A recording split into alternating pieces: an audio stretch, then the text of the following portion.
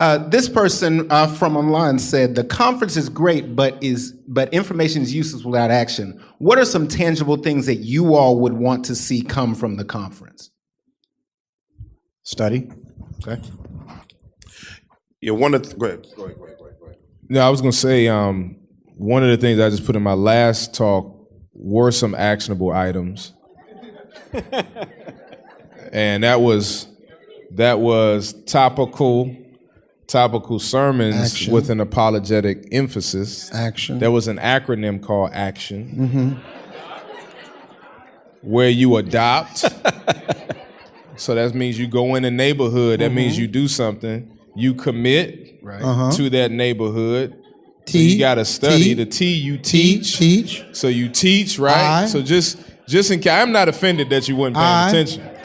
But just the help, you know, the I was invest, right? O was own. The O was to own. And then the N was to reassess the needs of the city. So that's what I think are a few things that could possibly be done. Possibly. I think that slide that Pastor Gay put up honestly was amazing. And for those of you who were awake enough to process that one, that was an amazing slide, because here's the thing, is that when it comes down to the church impacting communities through Christian discipleship and going through and owning things and being an answer to the community. Pastor Eric and I have known each other for a long time, but when you think about Epiphany Fellowship, one thing you're going to always think about if you're truly following them is Titus 3:14, that our people must learn to engage in good deeds to meet pressing needs, Titus 3:14. If you really know Epiphany Fellowship and you really know that our people must learn to engage in good deeds to meet pressing needs, that we may not live unfruitful lives, Titus 3:14. It is a Paul writing to Titus, his disciple in Crete, saying, Titus, that as you are ministering there and establishing elders in churches, you're not just going to establish elders in churches, but you're going to also survey the land, recognize what's going on there, and as a result, learn to engage, learn to see how to insert yourself. So when we're doing Men of Action here for the Manifest Conference, it's learning how to see opportunities that the Christian faith can engage things that are going on, and as a result, meet pressing needs inside the community. Crossover Bible Fellowship, Acts 5:12-16. So if you want to just, for your own church or wherever, just write these scriptures down, where there was a greater engagement in the community by believers, and they were engaging in changing physical and social situations in the lives of people. In other words, meeting felt needs and then introducing the faith need. Therefore, when you're doing things in your community, there are things that you have to own outside the church. You just can't expect people to come to your church building all the time. So when we buy 18 acres down the street called Resurrection Village, it is an engagement of learning to meet pressing needs. We have students in our community that aren't making the grades as this neighborhood is demographically shifted. As it's demographically shifted, we have teachers and counselors that are saying our kids aren't passing, they're not meeting needs. We're seeing Black and Hispanic and Asian kids walking up the street all day long. So as a result, we're going to go buy this 18.5 acres. We're not going to build a bigger church building so that we can engage people in an educational side to where we can help tutor and also mentor kids through the National Adoptive School Initiative by Dr. Tony Evans. So you now see us going in and mentoring kids, training kids inside Fair School Districts and in various school districts, tutoring those kids, getting their educational skills up to speed, creating a college pipeline to Texas A&M, to Prairie View, to U of H, based on STEM education, science, technology, engineering, and mathematics, so that we're not just playing games, but we're actually writing the codes behind the games. So when you're doing those type of things inside your community, you're now resurrecting everything that's dead in your community by the power of Jesus Christ through inserted, infused Christians empowered by the Holy Spirit, that now connect them to Exxon, Shell, and corporations for internships, and then have a recreational environment to where people can come and enjoy themselves. So those are the type of things to where people say, we'll meet you in the community if you won't meet us at the church. We have to be able to go meet people in the community if they won't meet us in the church. That's action, and that's that word own. You have to own some stuff, and you have to know how to teach your people to engage in good deeds. I think one of the things that's important is not headhunting the information that you get, but have a natural life where you're naturally building common ground with lost people. There are 3 levels that we at Epiphany Fellowship sort of, that's one of our A.C.T.I.O.N verses, Titus 3:14, that Pastor Blake was talking about. And we have blitzes, connections, and city investment things. And so when we talk about blitzes, this is types of stuff where we hit the block, and because we're in more of a concentrated city, I know the South is more cul-de-sac driven, but we're in a concentrated city being on the East Coast. So we hit neighborhoods, we do action walk. Muhammad is one of the leaders who lead it because he's come out of, you done came out of like 5 cults, like which one? Nation of Islam. He grew up Nation of Islam. He's Orthodox Islam, Morris Time Simple, all that. So he helps with that. And so, but it's not him headhunting or going online looking for somebody to chop up with information, but loving them through different means. And so blitzes we hit in the neighborhood doing our action walks. Our connecting events are our smaller events that we do to connect with the community. Our city investment stuff like this, like upcoming this first quarter, one of the things that we're doing is we do a Dr. Seuss reading in one of the schools we mentor in. Well, as I was in there in the school's library is in shambles. The school just got up to a 65% literacy rate. So they don't really have a librarian, and half of the books are in there, and the books were all over the place. So we're setting up an Amazon account, and we're contacting our city and basically connecting with the school district and state to know which books are supposed to be functionally in their library. Our church is going to pay for their library to be full of the books that they're supposed to have. Come on, Doc, put your hands together. For literacy. Yeah. But then our only desire, what we're going to say to the state, though, is the only way we're going to do this is if you let us have a select group of books that look like these kids that we can insert into the library as also literacy opportunities that we put in there. Not only that, at the end of the year, we're doing something called the Bandwidth Program. This Bandwidth Program, we're buying a computer. We have the space in our facility to do a computer lab. So what we're doing is we're starting a business incubating system. So what we're going to do is we're going to have business owners from small to multi-million-dollar businesses come in and bring a cohort of African Americans from North Philly through there who meet the standards of those who could be able to start businesses, because most of the businesses in our community are Korean, Dominican, and white. So what we're going to do is, and outside of barbershops and beauty salons, so we want to expand the bandwidth of what kids think they could be. Everybody wants to be a rapper or a sports star. We want to show them that there's the textile industry and there's so many other things that they can do. We want to teach them coding. And what we're going to do is for the business that comes out in the cohort at the top of the class, we are going to give them startup money for their business and mentor all of the cohorts through the process of business startup. Once their businesses start, they have to give a portion of their business proceeds for the life of that business or up to 10 years back into the Bandwidth Program so that we can, between now and 2050, start 100 businesses in inner city communities around Philadelphia, Pennsylvania. Last but not least, I ain't gonna haul the whole thing up. Right now, our basketball league is the sports program for 3 schools in our area because the state cut all sports programs for those particular schools. So our basketball league is that. Another thing that we're doing this year, which they won't let us get away with, is every year now we raise $60,000 in part of our offering.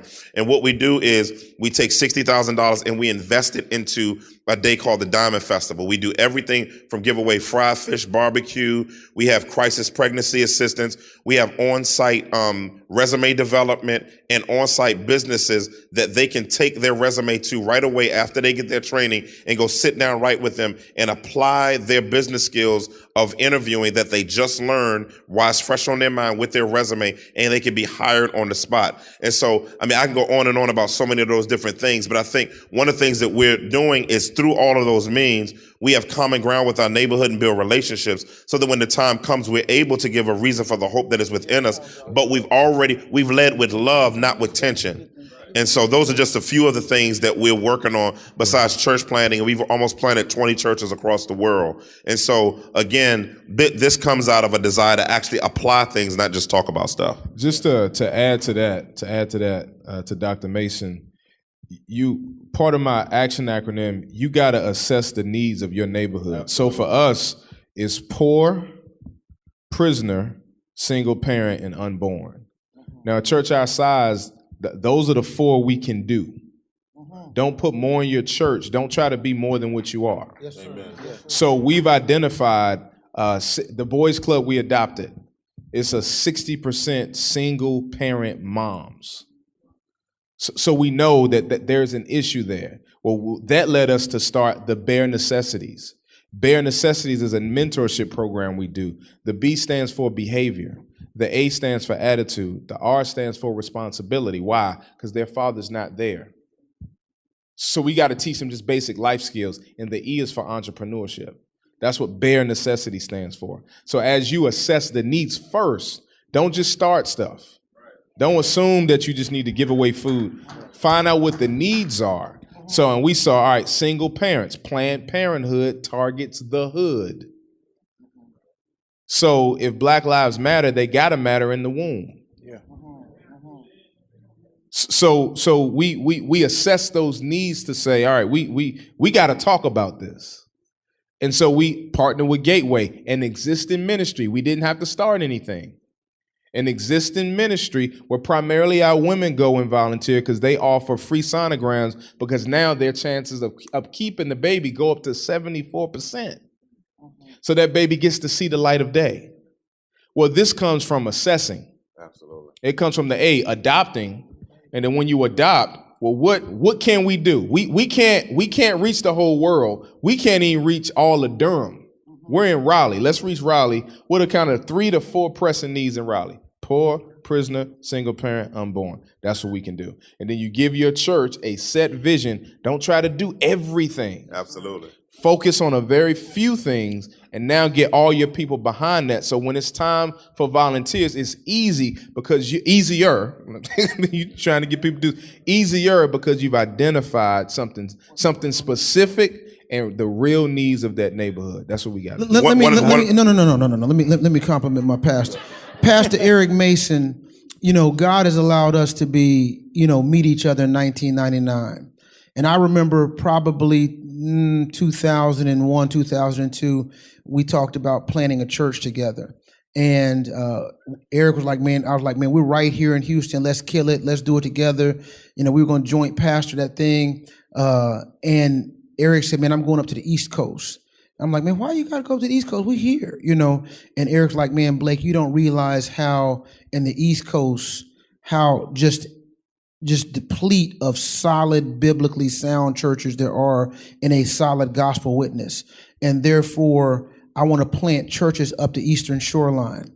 And since then, when he says 20 churches, there's churches that they've planted in Africa. So I'm not going to talk about the churches in Africa, in Malawi or anything like that. But just out of that one ministry and the belief that God would do what God said he would do, travel to Philadelphia, plants. You now have Epiphany Camden, not just Epiphany Philadelphia, the mothership. You have Epiphany LA. You have Epiphany Brooklyn. You have Epiphany Wilmington, Delaware. You have Epiphany Baltimore, Maryland. You have Restoration Germantown. You have all these ministries that have come out of that church, a church that has now said, can we come on down from Miami and be a part of the Enoch Association, Epiphany Network of Churches? But with that being said, there's also not just the preaching of the gospel, but there was land next to their building, and they created the park in the East Coast where there are no parks, to where now when I go up to the church and preach, you have Muslim kids and all those folk up there playing in the park. They created the park. As a result, the city saw what they did with that lot in their partnership with the village church in creating playgrounds and all that kind of stuff for kids in that neighborhood. There ain't no grass like it is in Houston. It's just like some stuff, y'all, when Pastor Mason said we got 1,000 members, you go up to Philadelphia, you go to 17th and Diamond, they got 3 parking spots for you to park. We got like 400 parking spots. And yet God is still sending people to this place. And then the city says, since y'all did that with that lot, let us give you these 3 other lots for $1 because we want y'all to do some more work. The city is now calling their church to do work. So this ain't stuff that dudes are just talking about and intellectualizing. These are real needs being met to where the city comes and says, we'll sell you 3 more lots for $1. Y'all just keep doing what y'all are doing. That's when the church becomes a lighthouse and not just a church existing to preach the word to each other and we run and do laps. And I just wanted to say, from somebody that came out of quote unquote conscious community, these are things that I felt like the church never was doing. You had people like Elijah Muhammad that had a 3-year economic plan. When black men, black women looked upon that, they thought it was dope. Like, whoa, like you got a whole economic plan for our community. So they gravitated towards that. When a man came out of jail and he couldn't get a job, you know, the Nation of Islam threw him on the corner selling bean pies and newspapers. You know, something as menial as that, but it still sustained them to, you know, at least take care of themselves, take care of the basics of their children, their houses and everything. So they had a living. So they kind of went with that, even with Marcus Garvey, you know, with the Back to Africa movement. People don't know he actually had ships that was literally going back to Africa, and that he was trying to build an economic, you know, line that was from Africa to America in order to help propagate the black identity crisis that we were going through. And once again, I didn't know until after I was saved that Marcus Garvey was a Christian, and he actually believed in the Apostles' Creed. You know, so everything that these brothers is talking about, I learned a lot, you know, not just on a theological level, but also on the application level. And when these groups don't see you applying this information to your daily life, they're just going to write you off, because to them, at least they have something that they think is applicable. They want something they can look for right then and there. And that's what they're going to gravitate to, even when you start presenting them with truths. So you can't say, you know what, after you debunk them on this theological statement, then, you know, you just go on to going back to your white suburbia and do what you do. And see, when you talk about, when he had that prosperity gospel piece up, we're getting broad stroked that every single one of us, not to be rude, please don't take me like that. Every single one of us is Creflo Dollar. Every single one of us is this prosperity guy. And that's just frankly not true. And so you see churches like ours. We're the oldest church at 12 years old in March, and then I think Eric and them will be 12 in September, and y'all are what? Y'all will be 8 years old. And so we're not all running this prosperity gospel thing and flossing and fleecing and doing all that and, you know, flying helicopters across 2 streets and stuff like that to preach at the church 2 streets down. We're not all doing that. That's not true. But here's the thing. When you invest in your community and you help to raise up the areas of your community, then people see that church is about the business of God, just like they were back in the book of Acts. It's important for us to recognize that when Pastor Jerome Gay says own, y'all, I want to challenge our generation that's in this room. I don't care if you're millennial or what. You can't own if you don't know how to manage your own money. Listen to me very carefully. If you invest more in your wardrobe than you do in your church and in ministries that are changing lives, if you invest more in your car for you to shine and fleece your prosperity gospel. Yeah. So if your car note is $600, but you put $20 in your church on a Sunday and you expect your church to own something? See, if you're really committed, you asking us the question about action steps. I want to ask you about some action steps. Action steps of putting your money where your mouth is. Because we have owned things in the past, but yet because of our lack of continual financial commitment to historically black colleges, they are horrific. In some cases, I love the historically black college because my mom and dad graduated from them, were educated in them. That's my spot. But here's the deal. We have to have a history of investing in our own things and building up our own things. Amen? My dad, I'll say this, I'm done. My dad was a Southwest Conference Big 12 football official. He says, Blake, Renique, y'all come up to the game. I'm doing Texas A&M versus Colorado. So I go up there to the game, and I think it was the class of 1999 that day was donating $275 million to Texas A&M at that day during halftime. The class of 1999 was giving $275 million to the school. Not the class of all generations of Texas A&M. The class of 1999 had collected $275 million, and it wasn't one of those, we're gonna get it to you. It was, Mr. President, here's the check for $275 million.